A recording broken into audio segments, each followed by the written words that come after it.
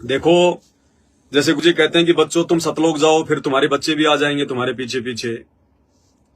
भाई ये एक जो है मतलब कि मन डांटने वाली बात है। हमारे बच्चे तो आएंगे सतलोक, क्योंकि वर्तमान में हम हैं और वर्तमान में हमारे जो बच्चे हैं, और गुरुजी के रहते सहते यदि हमारे कोई पोता पोती भी हो गए और यदि उन्होंने भी संत रामपाल जी से नाम ले लिया और आजीवन मर्यादा में रहे तो वो भी सतलोक जाएंगे। लेकिन उसके बाद नहीं, उसके बाद तो खाली जो है वो कलम चढ़ेगी, उनको फिर जन्म मिलते रहेंगे मनुष्य के। सतयुग जैसा माहौल हो जाएगा, लाखों साल धरती पर कोई किसी को दुखी नहीं करेगा, कोई परेशान नहीं करेगा, वो आत्माएं सुख भोगेंगी, लेकिन पार नहीं हो पाएंगी। पार होने के लिए तो भाई परमात्मा कहते हैं सारी प्रोसीजरों से पार होना पड़ता है। अब क्या कहते हैं परमात्मा हमारा जो मतलब की मन डांटने के लिए कि बच्चों तुम सतलोक जाओ, पीछे से अपने बच्चों की टेंशन ना करना, धीरे धीरे तुम्हारे बच्चे भी सतलोक में आ जाएंगे, धीरे धीरे तुम्हारे बच्चे भी सतलोक में आ जाएंगे, तुम्हारे माता पिता भी सतलोक में आ जाएंगे। अब भाई और बहनों एक बात बताओ, आज मैंने नाम ले रखा है, ठीक है, और मान लीजिए मेरे माता पिता ने नाम नहीं लिया, मेरे माता पिता ने मान लीजिए नाम दीक्षा नहीं ली, वो संत रामपाल जी की भक्ति नहीं करते, और मुझे संत रामपाल जी कह रहे हैं कि बेटा आपका तो मोक्ष पक्का है, टेंशन ही मत लो, और फिर आपका ये परिवार धीरे धीरे वहां आ जाएगा, यही आपके माता पिता, यही आपके भाई बहन, आपके बेटा बेटी सब धीरे धीरे करके सतलोक में आ जाएंगे और आपका एक परिवार बन जाएगा। भाई और बहनों, ये परिवार हमें सतलोक में नहीं मिलेगा, और ना हमें कोई ये इच्छा होनी चाहिए कि इस यहां पर हमारे जो बेटा बेटी, जो माता पिता हैं, वो ही हमें सतलोक में मिले, वो भी हमारी सबसे बड़ी कमजोरी हो जाएगी। अकेला आया था, हमें ध्यान है क्या कि साथ में मेरे माता पिता ने भी सतलोक में हाथ खड़ा किया था? आपको याद है कि सतलोक में आपके बेटा बेटी, आपके रिश्तेदार, आपके भाई बंधुओं ने भी हाथ खड़ा किया था कि मैं भी जाऊंगा उस काल के साथ में। तो यहां से पूरे परिवार का ठेका क्यों ले रहे हो कि मेरे माता पिता भी सतलोक में जाने चाहिए, मेरे बेटा बेटी भी सतलोक में जाने चाहिए? उनके अपने कर्म, उनके अपने संस्कार, वो जाए ना जाए, वो कब जाए, उनकी मर्जी, उनकी मौज। हम क्या कर सकते हैं इसमें? मन में भी नहीं रखनी ये चीज। और देखो परमात्मा हमारा मन डांटने के लिए बोलते हैं कि तुम्हारा यही परिवार वहां इकट्ठा हो जाएगा। मेरे माता पिता ने मान लीजिए नाम नहीं ले रखा और मैंने बहुत अच्छी भक्ति कर ली और मेरा शरीर छूट गया, तो शरीर छूट गया तो परमात्मा तो मर्यादित भगत को सतलोक में भेजेंगे, तो मुझे परमात्मा सतलोक ले गए। अब एक बात बताओ, मेरे माता पिता ने तो भक्ति शुरू नहीं की संत रामपाल जी की, फिर सतलोक में जब मेरा वहां पे जब मतलब जन्म होगा तो कौन से माता पिता से होगा? वो जिन्होंने संत रामपाल जी का नाम ही नहीं लिया, जिन्होंने भक्ति नहीं करी, जो मर गए। और मेरा सतलोक जाने का टाइम हो गया, मुझे गुरुजी सतलोक ले गए, तो सतलोक में मुझे कौन से माता पिता मिलेंगे?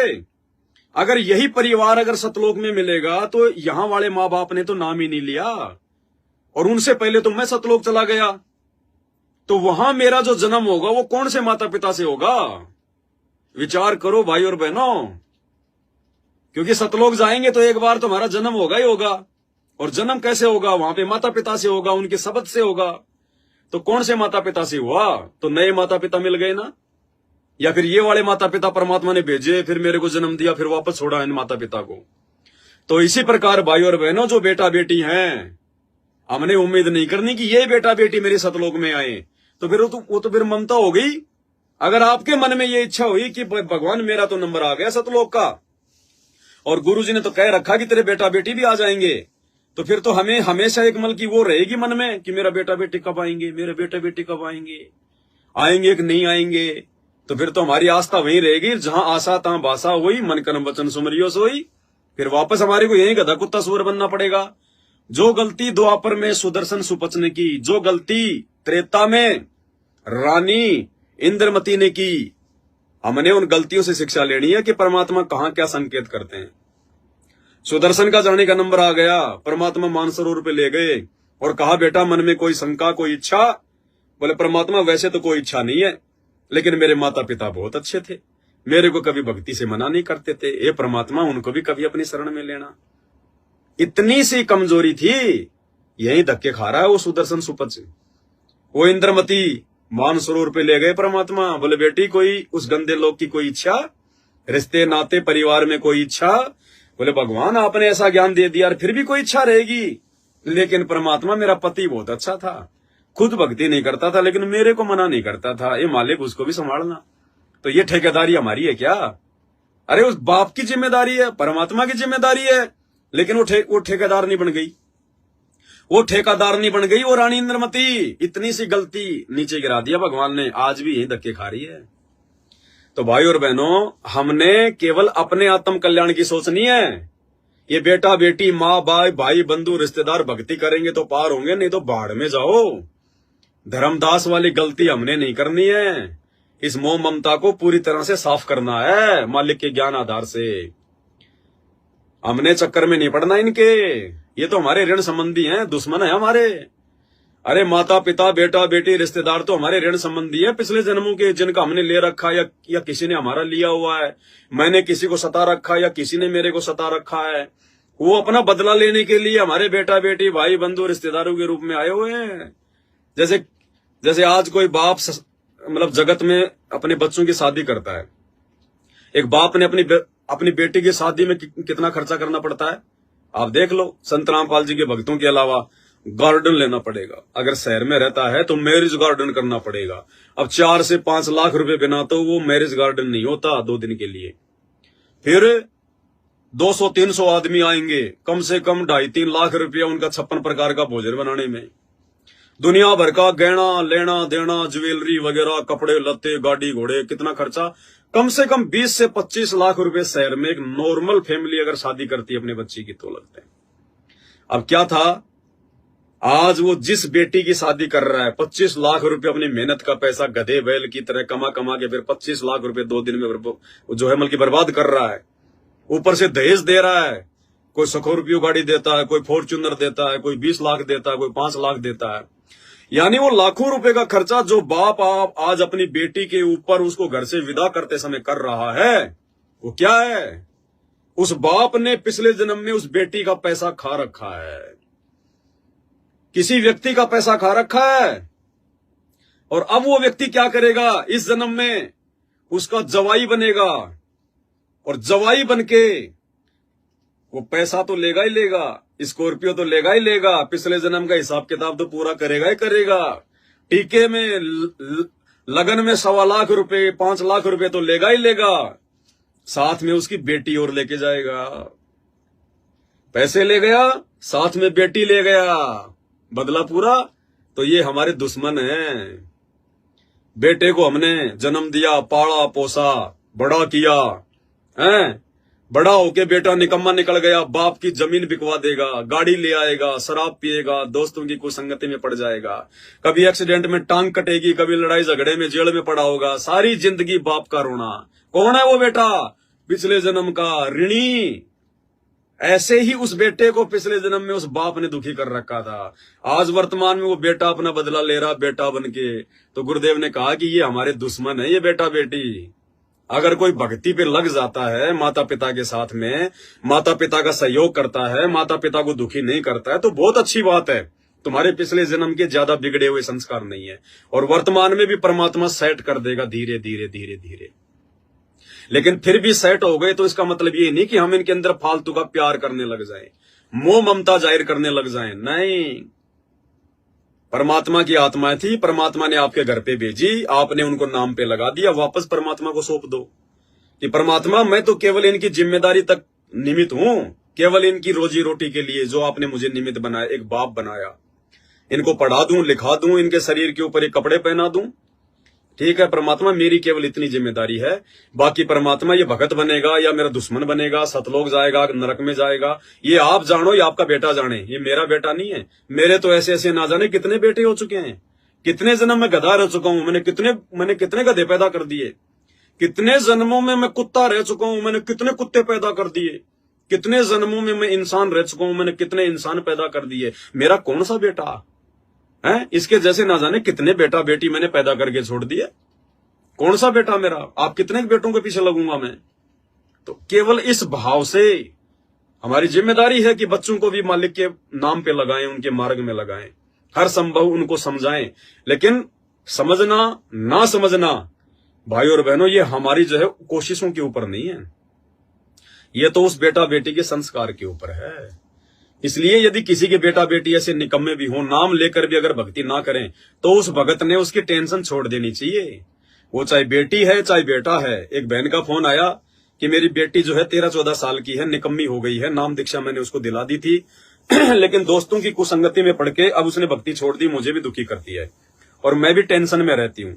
तो दास ने तो उस बहन को ये समझाया, इसी आधार से समझाया जो सारी बातें यहां बताई है कि बहन जी छोड़ दो उसको। आपकी जिम्मेदारी है अपने बेटा या बेटी को समझाने की, परमात्मा के नाम पे लगाने की। अगर नहीं लगता है या नाम लेकर भी बकवाद करता है, आपकी बात नहीं मानता है, वही बकवादे करता है, तो देखो अगर छोटा बच्चा हो 2, 4, 5 साल का, उसको तो हम मार लें, पीट लें, थप्पड़ थुप्पड़ लगा लें, उसको डरा दें। अब वो जवान हो गया, हमारे बराबर हो गया, 13, 14, 15 साल का हो गया, अब उसको मारे तो भी अच्छा नहीं लगता। उसको बार बार समझा सकते हैं, प्रार्थना कर सकते हैं। फिर भी यदि वो बेटा या बेटी अपनी हरकतों से बाज नहीं आती है, तो भाई और बहनों ये समझ लेना कि वो तेरे दुश्मन है। नारायण दास की तरह काल ने धर्मदास के घर में भेजा हुआ है। वो बेटा तेरा नहीं है, वो बेटी तेरी नहीं है, और ना वो परमात्मा का है। परमात्मा का होता तो परमात्मा के नाम पे लगता, परमात्मा की भक्ति करता। वो बेटा बेटी ना तो तेरा है ना वो परमात्मा का है, वो कौवे का है, वो काल की औलाद है, काल की संतान है। और काल की संतान को 1 या 2 बार समझाया जा सकता है, मार पिटाई नहीं की जाती। जैसे ये मैनेजमेंट वाले गुरुदेव के बेटा बेटी, ये काल की संतान है।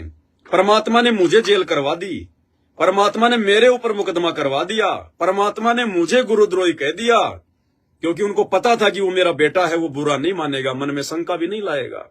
लेकिन उन काल के एजेंटों को परमात्मा ने कुछ नहीं कहा। उनका हिसाब किताब तो आने वाले समय में उनके जो है कर्मों के आधार से होगा। तो जो अपना होता है उसको तो अपन समझा सकते हैं, लेकिन जो काल का है उसको नहीं समझा सकते। तो 1-2 बार समझाओ, नहीं समझता है तो चाहे बेटा हो चाहे बेटी हो, जो भी वो कर्म कुकर्म करता है उसको फ्री छोड़ दो। फ्री उसको कह दो कि भैया इस घर में तो बकवाद देखो मैं करने नहीं दूंगा, इस घर में तो बकवाद होगी नहीं। अपने यार दोस्त वगैरह अपने बाहर तक सीमित रखना, इस घर में बकवाद नहीं होगी, इस घर में फालतू की कोई खाना पीना उल्टी सीधी चीजें नहीं होंगी। बाहर आपने जो बकवाद करनी है आप करो, ना करो आपकी मर्जी, उसको करने दो। वो बेटी अगर कुसंगति में पड़ गई है, उसने अगर बॉयफ्रेंड बना लिया है, उसको बनाने दो उसको बॉयफ्रेंड। वो बॉयफ्रेंड उसका शोषण करेगा। कौन बॉयफ्रेंड होता है, किसका बॉयफ्रेंड होता है? ये 4 दिन की जवानी है भाई साहब, भेड़ के बच्चे में भी आती है, वो भी फुदकता है, अंत में वो कसाई के नीचे आता है। तो ये 4 दिन की जवानी है, हार्मोन शरीर में जो है मतलब कि स्रावित होते हैं। ये 4 दिन की जवानी है, वो कर लेने दो उसको, मौज मस्ती करने दो उसको, संभोग क्रिया घूमने दो उसको अपने बॉयफ्रेंड के साथ, अपनी जो है गर्लफ्रेंड के साथ में। यहां कोई जब एक बात बताओ, जब तुम अपने माँ बाप के नहीं हो रहे, जो तुम्हारे को सही रास्ता दिखा रहे हैं, तुम्हारे को सच्चा रास्ता दिखा रहे हैं, जो बेटा बेटी अपने माँ बाप के नहीं हो सके, उस बेटा बेटी का वो बॉयफ्रेंड कहां से हो जाएगा, वो गर्लफ्रेंड उसकी कहां से हो जाएगी? हमें गुरुजी सत्संग में एक किस्सा सुनाते हैं कि ऐसे ही कोई निकम्मा बेटा था और उसकी माँ बेचारी विधवा हो गई थी। बड़ी मुश्किल से पाल पोस के अपने बच्चे को उसने बड़ा किया। बड़ा होके वो लड़का कुसंगति में पड़ गया, एक जमल की मतलब वेश्या के चक्कर में पड़ गया। और वेश्या ने उसे कहा कि मुझे तेरी माँ का जो है दिल निकाल के लेके आ। पहले आता था, ये गाने वगैरह भी आते थे, किस्से भी आते थे पहले, लेकिन परमात्मा ने बताया कि भले ही ये कहानियां हैं लेकिन इनको हकीकत समझना चाहिए। उस वेश्या ने कहा कि मुझे अपनी माँ का दिल लाके दे, तब मैं तेरे से प्यार करूं, तब मैं तेरे से शादी करूं। वो निकम्मा लेके चक्कू निकल पड़ा, अपनी माँ को मार दिया। माँ का जो दिल है, जो कलेजा है, वो लेके चल पड़ा। रास्ते में दारू पी रखी थी, नशे में था, रास्ते में ठोकर लग गई, वो कलेजा हाथ से छूट के नीचे गिर गया। तो गुरुदेव ने बताया कि वो कलेजे से भी आवाज निकली कि बेटा तुझे चोट तो नहीं लगी, बेटा तुझे चोट तो नहीं लगी। यानी माँ बाप की ममता न्यारी होती है। वो लेके कलेजा उस वेश्या के पास गया, तो वेश्या ने भी उसको धमका दिया, उसको थप्पड़ मारे। बोला निकल जा नालायक यहां से, कमीने। बोला क्यों, जो तूने कहा मैंने वही तो किया। बोले रे गधे इंसान, जो अपने माँ बाप का नहीं हो सका। अरे तू मुझे क्या जानता, तू मुझे क्या पहचानता? 4 दिन पहले तेरा मेरा संपर्क हुआ है। जिस माँ ने तेरे को सूखे में सुलाया, खुद जो मतलब जो है वो गीले में सोई। जिसने 9 महीने अपने पेट में रखा, अपने पेट को चीर के तेरे को बाहर निकाला। मजदूरी करके, लोगों का झाड़ू पोछा करके, जिस माँ ने तेरे को पढ़ाया लिखाया, इस लायक बनाया। अरे गधे इंसान, तू उस माँ का नहीं हो पाया, तू मुझ वेश्या का क्या होगा? तू मेरा कैसे हो सकता है? मुझे भी ऐसे धोखा देगा? तो ना घर का ना घाट का, धोबी का जो है कुत्ता बन के फिर वो रहा। तो इसी प्रकार ये बेटा बेटी जो आज हमारी बात नहीं मान रहे ना, इनको ज्यादा इनको वैल्यू मत दो, ज्यादा इनको महत्व दे दो। आप इनके तरफ से ज्यादा टेंशन मत लो। नहीं, हमें तो टेंशन फ्री रहना है। चिंता तो हरि नाम की और न चिंता दास, जो कोई चिंता नाम बिना सोए काल की फांस। व्यर्थ में लड़ाई झगड़ा नहीं करना। घर में बकवाद करने के लिए कोई जगह नहीं है। बाहर जाके जो मर्जी बकवाद करो, वो कर्म तो खुद ने भोगने पड़ेंगे। ये 4 दिन की जवानी है, ये सब में आती है। कोई सदुपयोग कर देता है, कोई दुरुपयोग कर देता है, और उसको पता चल जाएगा। वो उसका बॉयफ्रेंड, उसकी वो गर्लफ्रेंड, साल 2 साल बाद में चूस चास के सब कुछ करके उसका खात्मा। और जब गुब्बारे की हवा निकल जाएगी ना, तब पता चल जाएगा उनको कि हाँ मुझे क्या करना है, मुझे क्या नहीं करना। उस समय तक वो ठोकर लगे बिना, आप चाहे कितना समझा दो उनका, वो आपको उल्टी शिक्षा देंगे। आपकी शिक्षा उनके ऊपर कोई असर नहीं करेगी। तो भाई और बहनों, इसी प्रकार हमने टेंशन नहीं लेनी है, इन बेटा बेटी के चक्कर में नहीं रहना। जो भगवान ने जिम्मेदारी दी है उसको निभाएंगे, उससे ज्यादा कुछ नहीं करेंगे। उससे ज्यादा बेटा बेटी के अंदर नहीं घुसना है। आए मेरा लल्ला, आए मेरा पप्पू, आए मेरी चिंकी, आए मेरी फलानी, अरे मेरा बच्चा, अरे मेरे बच्चे। ये छोटे छोटे बच्चे जो होते हैं ना, 2-2, 4-4, 5-5 साल के, माता पिता ने ज्यादा उनको सिर पे भी नहीं चढ़ाना है भक्ति मार्ग में आने के बाद में। हाँ, अरे मेरा राजा, अरे मेरे राजा, अरे मेरी रानी। राजा रानी है कि वो दुश्मन है, वो तो बाद में पता चलेगा जब उनके संस्कार मजबूत होंगे। वो काल के राजा रानी है, परमात्मा के राजा रानी है। तो बच्चों से केवल उतना ही लगाव रखो, उतना ही सब कुछ करो जितना आवश्यक है, इससे ज्यादा नहीं। सर पे चढ़ाने की आवश्यकता नहीं है। अरे जब हमने सर पे अपने भगवान को बैठा लिया, तो सर पे फिर बेटा बेटी को नहीं बैठा सकते, सर पे किसी और को नहीं बैठा सकते। जिस हृदय में हमने अपने गुरुदेव भगवान को बैठा लिया कि गुरु भक्ता मम आत्म सोही और वाक्य हृदय रहूं समोई, जिस हृदय में हमने अपने गुरुदेव भगवान को बैठा लिया, उस हृदय में बेटा बेटी के लिए जगह नहीं है। जिस घर में हमने अपने गुरुदेव भगवान को बैठा लिया है, उस घर में उन बकवाद करने वाले बेटा बेटाओं के लिए कोई जगह नहीं है। ध्यान रखना इन बातों का भाई और बहनों, तभी हम इस काल को जीत पाएंगे। परमात्मा के ज्ञान से, उनके आशीर्वाद से। ये बेटा बेटी के चक्कर में पड़ के तो गधे कुत्ते बन के यहीं पे सड़ते रहेंगे, धर्मदास की तरह सड़ ही रहा है वो। अब अगर आ गया भगवान के शरण में और मर्यादा में रहेगा, साथ संगति से जुड़ जाएगा, तो बेड़ा पार होगा। नहीं तो 650 साल पहले जीवित मरा था, अब भी ऐसे मरेगा। ये भगवान भाई निर्मोही है, किसी का सगा नहीं है। ये सगा उसका है जो इसका सगा बन जाता है। और इसका सगा कौन बनता है? जो इसको अपना बाप मान लेता है। वो हाथ अपना रख दे सिर पर, जिसने मान गुरु को बाप लिया, जिसने ना बिनासी का नाप लिया, उन्हें जाने अजपा जाप लिया, विषयों से मुखड़ा मोड़ लिया, सायब से नाता जोड़ लिया। देखो सारी बातें वही आ रही हैं। कब बनेंगे हम भगत? कब हम अपने गुरुजी के हृदय में समाएंगे? विषयों से मुखड़ा मोड़ लिया। काम क्रोध लोभ लालच अहंकार ये विषय विकार हैं। विषयों से मुखड़ा मोड़ लिया, साहिब से नाता जोड़ लिया। साहिब से नाता जोड़ने का मतलब फिर ये रिश्तेदार यार दोस्त ये फलाने ये दुनियादारी वाले कुछ नहीं, बीजेपी कांग्रेस आरक्षण फारक्षण गुंडों की सीबीआई जांच कोई मतलब नहीं। हमें बाढ़ में जाए दुनिया, हम बिरानी आग में क्यों जले? हम बिरानी आग में क्यों जले? विषयों से मुखड़ा मोड़ लिया, साहिब से नाता जोड़ लिया। फिर क्या होगा? वो हाथ अपना धर दे सिर पर, जिसने मान गुरु को बाप लिया। जिसने अपने गुरु को ही अपना बाप मान लिया, अपना पिता मान लिया, अपना परमेश्वर मान लिया, सब कुछ मान लिया। और गुरु को बाप मानने के बाद में फिर गुरु की बात माननी पड़ती है, गुरु के वचन पे चलना पड़ता है। फिर गुरु जी के बेटा बेटी भाई बंधु रिश्तेदार हमारे लिए 2 कोड़ी के जीव हैं, कोई खेत की मूड़ी नहीं है। इस आधार से परमात्मा साथ देगा। फिर तो भाई और बहनों, ये विषयों से मुखड़ा परमात्मा सात संगत वालों का मुड़वा रहे हैं। वो तो अभी भी सार नाम लेके, सौर शब्द लेके, सतलोक आश्रम वाले 60-60 साल के होके भी हैं अपनी औरतों के जोमल के घुटनों में पड़े रहते हैं। उनको शर्म नहीं है, वो भक्ति के अधिकारी जीव नहीं है। यह दया बख्श दी परमात्मा ने, मेहर कर दी मालिक ने।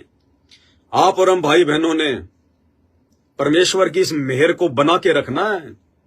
हम ये ना सोचें कि आज हमारे को लाखों की संगत गुरुद्रोही काल के दूत, कोई दिक्कत नहीं है, कोई दिक्कत नहीं है। संत रामपाल जी को भी आज इस दुनिया के 99% लोग, हरियाणा के 99% लोग जाके पूछो, संत रामपाल जी का जिक्र करो, पता नहीं क्या क्या कहेंगे आपको। गुंडा है, भुंडा है, आश्रम में सोना निकलता था, औरतों के प्रेगनेंसी किट निकले थे, न्यू है, फलाना है, देशद्रोही है, पाखंडी है, ढोंगी है। इन चीजों से कोई फर्क नहीं पड़ता।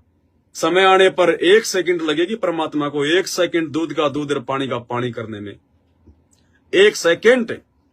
और जिस दिन हमारा बाप इस दुनिया के सामने निर्दोष साबित हो जाएगा, है वो तो निर्दोष ही है, भगवान कोई दोषी नहीं होता, लेकिन लोगों पर जो अज्ञानता का जो पर्दा पड़ा हुआ, जिस दिन वो समाप्त हो जाएगा, जिस दिन हमारा बाप संत रामपाल जी अपने वास्तविक फॉर्म में आ जाएगा, पूरी दुनिया को इनकी असलियत पता चल जाएगी। ये भगवान है, परमात्मा है, स्वयं अल्लाह है।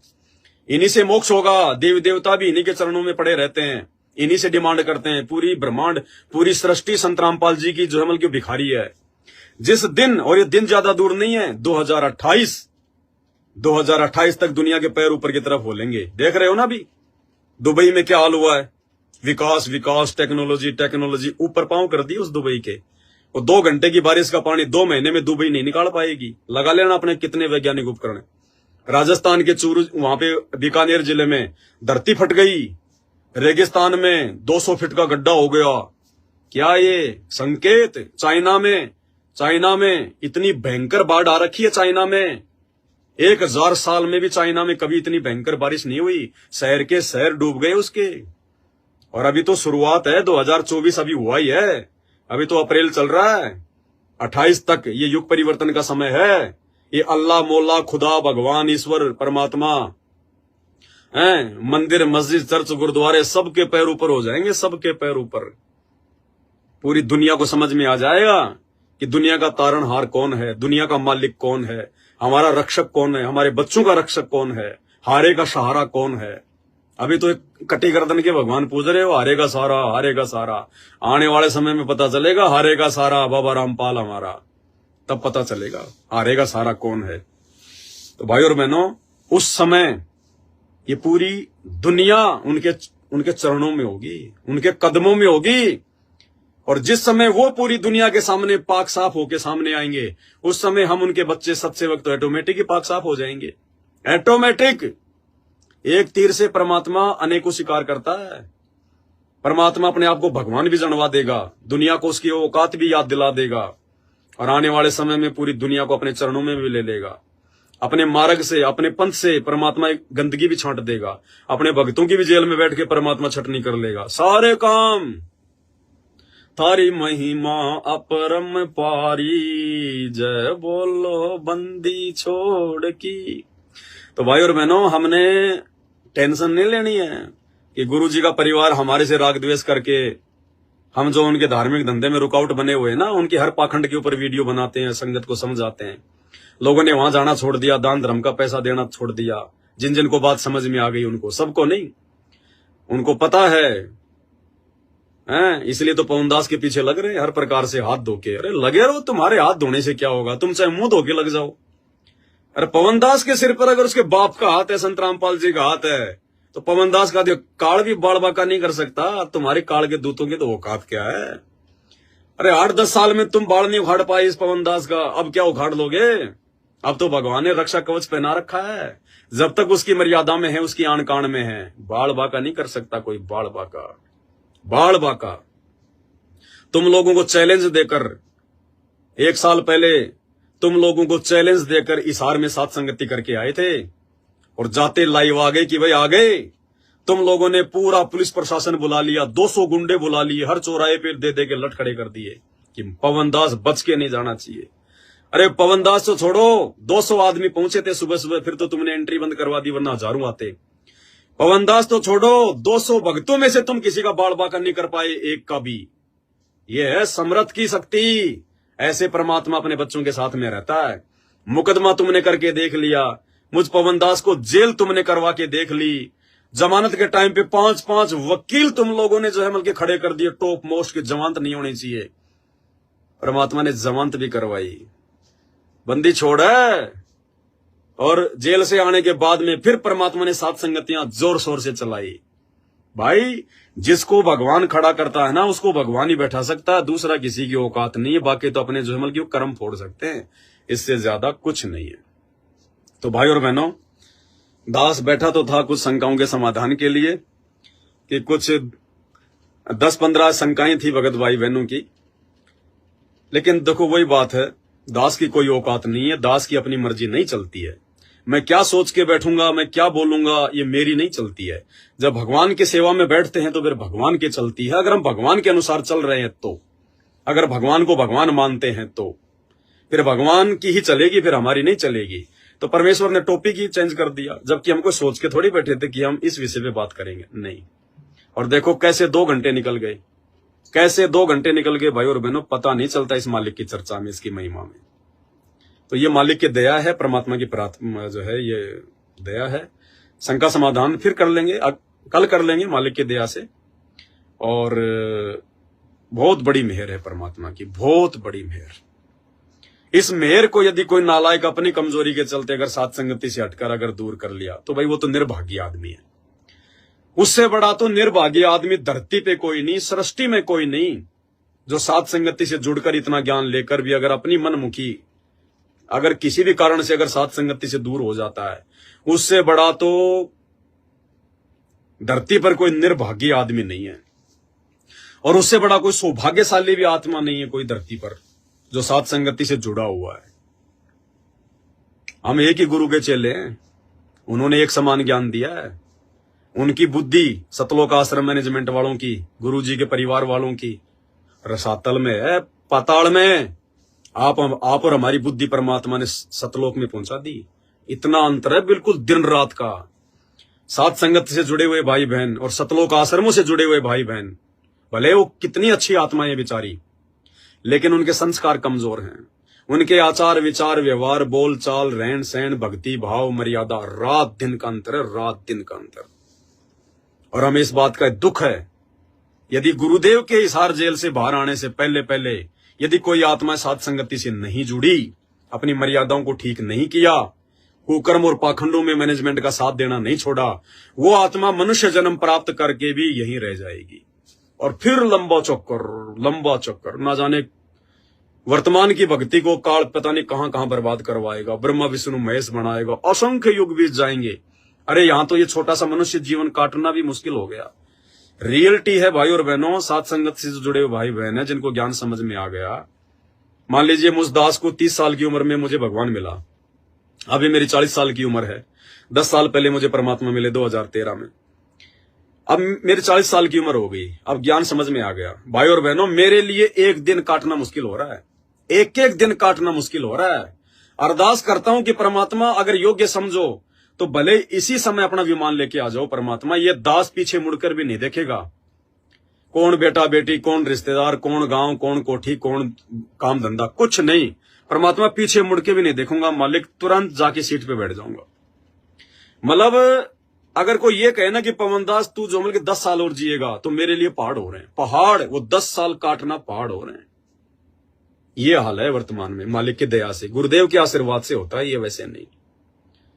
और इतनी दृढ़ता हम सब भाई बहनों के अंदर आ जानी चाहिए। आप ये ना देखो कि भाई हम तो मतलब बुढ़ापे में सतलोक जाएंगे या परमात्मा कोई मतलब जो मतलब बुढ़ापे में लेके जाएगा, नहीं। हमें टेंशन नहीं होनी चाहिए फिर इस बात की। अगर हमें इस बात की टेंशन है कि मैं अगर मर गया जवानी में, मेरे बच्चे तो 10-10 साल के हैं, मैं तो किराए के मकान में रहता हूं, अभी तक तो मकान भी नहीं बना पाया, मैं आज ही सतलोक चला गया तो पीछे से मेरे बच्चों का क्या होगा, मकान बना पाएंगे नहीं बना पाएंगे, बच्चे ढंग से कोई काम कर पाएंगे या नहीं कर पाएंगे, तो फिर काहे का भगत, काहे की भक्ति कर रहे हैं फिर अपन। तू ठेकेदार है क्या बच्चों का? तू तेरे बच्चों को कराएगा क्या? अगर तेरे बच्चे के पैदा होते अगर तुम मर जाता तो फिर वो भगत जा नहीं सकता सतलोक। भले वो भक्ति कर रहा है लेकिन वो ड्रामा कर रहा है। अरे भगवान तो कहते हैं जीवन तो थोड़ा ही भला जय सत्य सुमरण होए, और ये लाख बरस का जीवना लेखत रहे ना कोई। हमने तो इंतजार करना चाहिए भगवान। अरे काहे की जवानी और काहे का बुढ़ापा, बुढ़ापे में तो नरक हो जाएगा ये जीवन, नरक। ना भक्ति कर पाओगे ना मंत्र कर पाओगे, बुढ़ापे में तो ठग लेगा ये मन। कभी पोते होंगे, कभी उन पोतों के पोते होंगे, कभी बेटी का पोता आएगा, उसका दोहता आएगा, ले लो दादाजी, अरे ले ले तेरा नाना जी, तेरा नाना जी, पुछ पुछ करते रहना फिर उनके, वो मोह ममता, फिर काल, फिर वो सोबरी ऋषि की तरह वो मगरमच्छ के बच्चों को देखकर उनको लोट पलेटा मारता हुआ देखकर वो भ्रमित हो गया।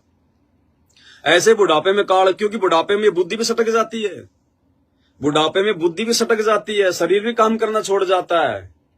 और इतना सुख दे देगा भगवान, इतना सुख दे देगा। फिर परमात्मा कहते हैं अड़े सतलोक हो रहा है, क्या करेंगे सतलोक में, अड़े सतलोक हो रहा है। उससे पहले पहले परमात्मा से अरदास करो। अरे पीछे से भगवान संभालेगा उन बेटा बेटियों को, वो परमात्मा का काम है जो पूरी दुनिया संभाल रहा है। क्या वो तेरे बच्चे नहीं संभालेगा? अरे तू तो भगत है, तेरे बच्चे भगत हैं।